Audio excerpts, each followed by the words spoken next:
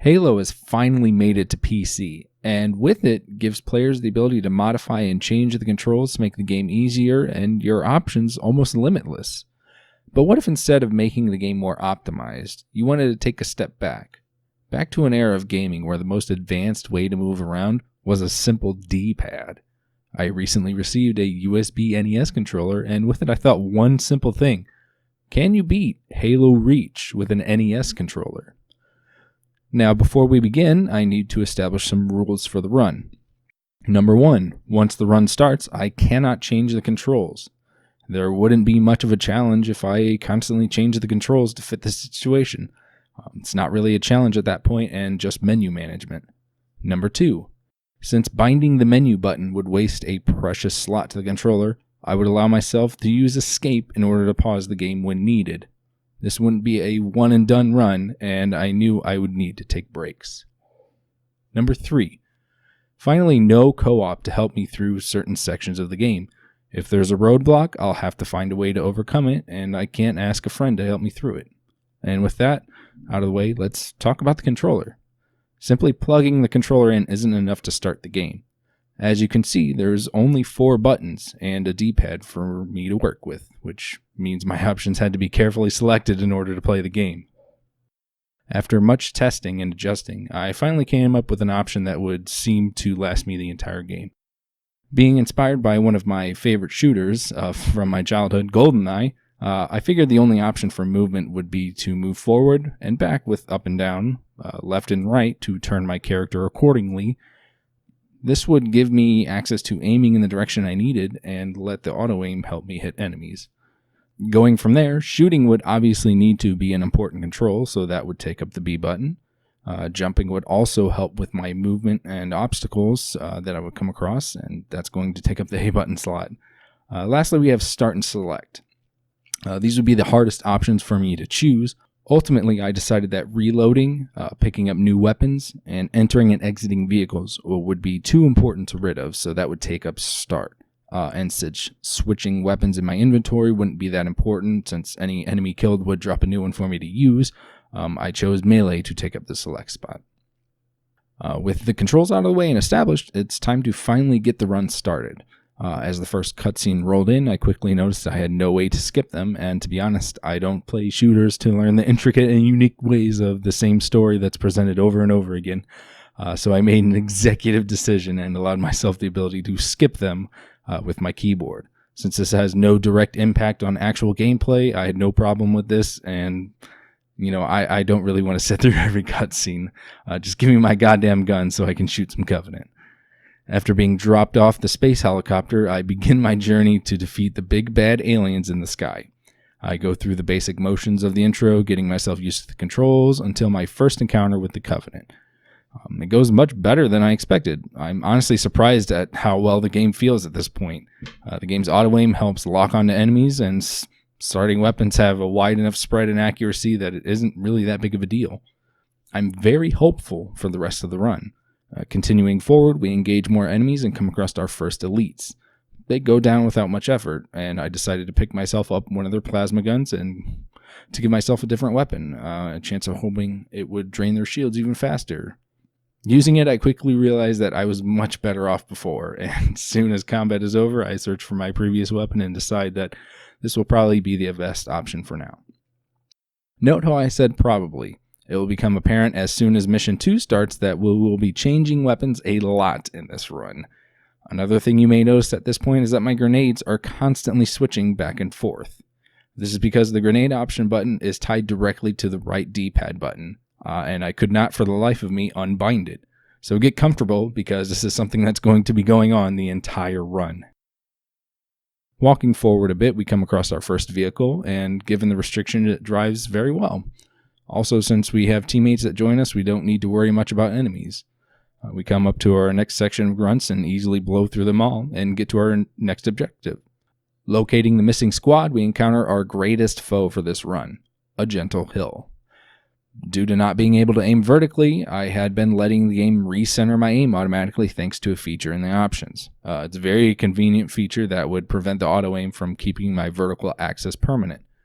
Since now the enemies were either above or below me, I wouldn't be able to shoot much and had to rely a lot on melee attacks. Once the second wave of enemies is deployed is when things started to get difficult. Not only was I being surrounded by multiple enemies, but there was an elite draining my health faster than I expected. And because of him and an annoying suicidal grunt, I came across my first death. Trying again, I took more caution and utilized a health pack on the wall to make it through this time. Hopping back into our space copter, we head on over to the next relay outpost. I make it in and basically have to wait it out for the door to close. The next cutscene starts, followed by what seems to be a bootleg Doom song, but it's just as hype. Damn, those alien bastards are gonna pay for stealing our babe. After rushing in, I met my demise at the hands of an elite with a sword. With another chance, it wouldn't happen again. Or maybe it will. Third time's the charm. And once he fell, the rest were much easier. I briefly thought about using his weapon against them and decided that I would get one kill and then get rid of it, grabbing my trusty assault rifle again. Activating the mission marker, we come to a close to Mission 1, moving us one step closer to the end.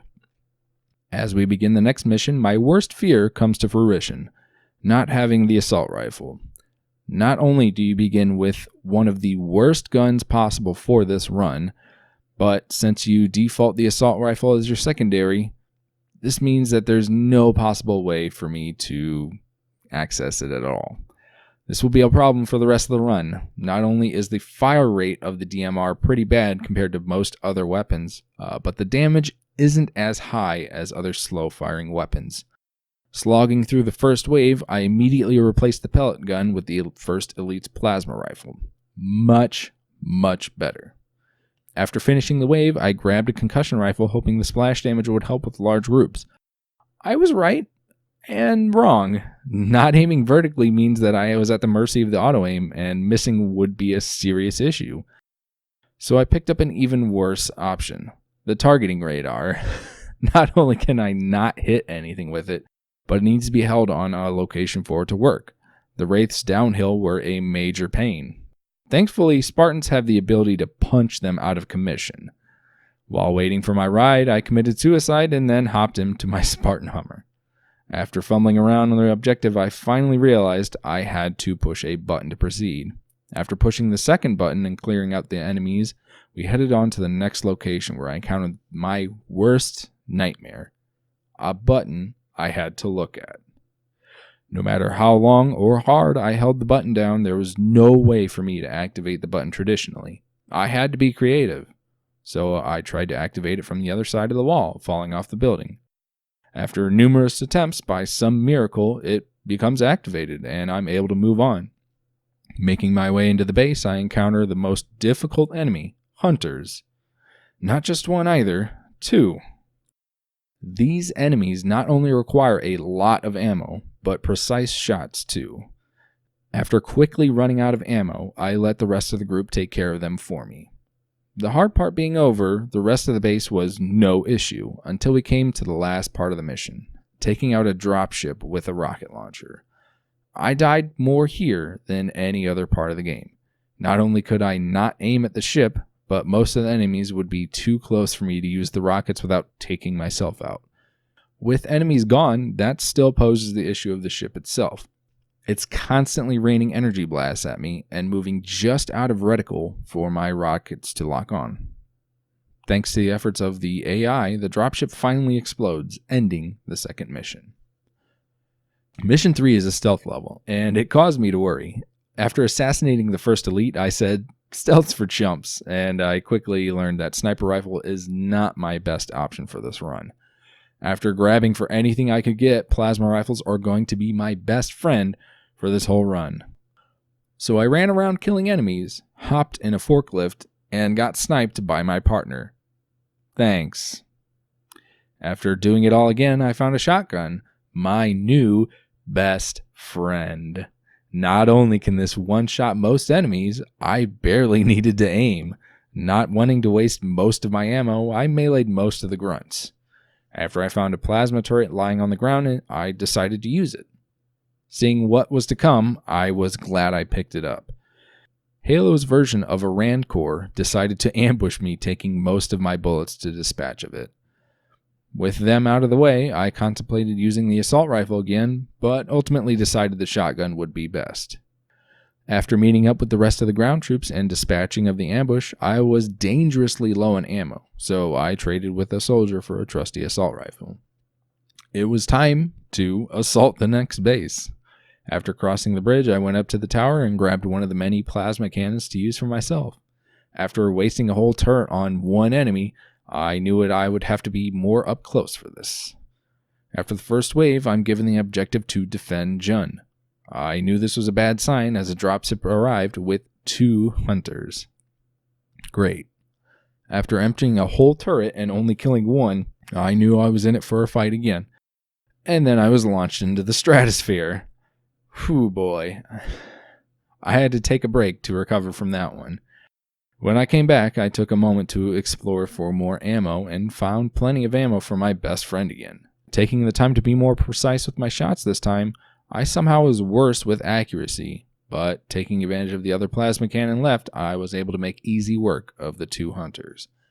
Continuing forward, I took out some grunts, then accidentally picked up a needler on the ground, losing my shotgun, never to be found again. The loss of my best friend, I channeled all my rage to pistol whip and punch the rest of the enemies. The rest of the mission goes as usual and to an end rather quickly. And now we come to the bane of my existence, Tip of the Spear. This mission is a constant assault on multiple groups of enemies filled with turrets, wraiths, explosive weapons, and anything else that can drain your health quickly. I died more here than anywhere else in the game, even though I just said that earlier about the rocket part. Okay. After making it through the first group, I'm given my Spartan-branded Hummer again, this time with a rocket launcher on the back. Neat. A majority of this mission consists of taking out these giant anti-aerial cannons. Thankfully, you don't need to use explosives, and any weapon can work. After taking out the first one, it was time to struggle to drive to the next one. After missing the bridge once, I decided to do it again a few more times before actually crossing it. Once we finally make it to the mining facility, it's time to take out the Zealot, but not before dispatching a few Covenant along the way. Afterwards, we have a good old-fashioned ghost race while an elite and I play tag with each other. After exiting and re-entering the ghost to reorient my aim, it was time for another spire, complete with wraiths, turrets, and many other annoyances. After taking out the spire and dealing with many, many deaths, I finally made it through and got to board the Spartan copter. Normally in this section, you're supposed to use the turret to shoot at opposing Covenant bombarding you. However, since I cannot aim up or down, I was unable to defend my fellow Spartans. Thankfully, the Covenant forgot how to aim that day, and I was able to make it through the barrier. Finding the jetpack ability, I finally had something I could use, since the jetpack you can just hold the jump button to hover around. After the main assault, we come to our objective, another even taller tower. Taking the space elevator to the top, I clear out the enemies and come across a single lone button again.